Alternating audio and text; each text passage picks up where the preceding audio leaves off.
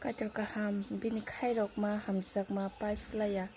kaitor ang hambai maru bini kok bai kuplung khlaimani bagui bini hamari bai ano blessings rui tonmani bagui faidi jeng kaitor na hambai relayana bebak jorani bagui kaisa minute ni bagui kaisa second ni bagui kuno kaisa sal celebration ni bagui Good Friday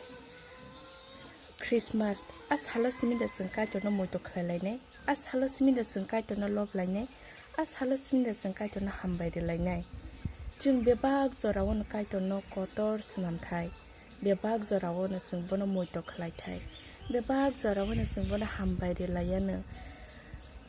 jengno tini sik jora kaham kwrwng khe tonimani hamya chayani katiriwui tonimani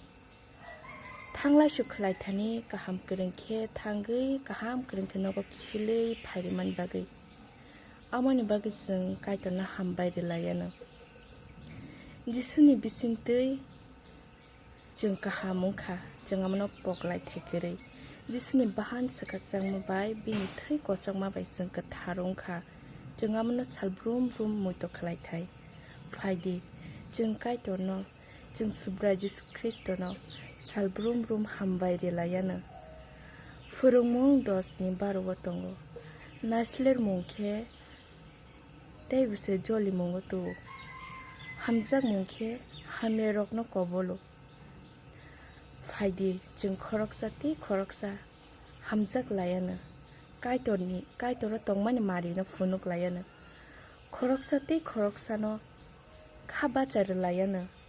kha bacha mung kok bai khe jeng kaitor ni thani o kubui o pohor no jeng tonilayano hambai mario afano ang tini o kok thairokno manmani bebak bini hamari ni jarisi tini ang ani o yapri krak khe himui o kwplai kokno ang saui ma tongmani o mani poitoni jarisi hambai afano amen.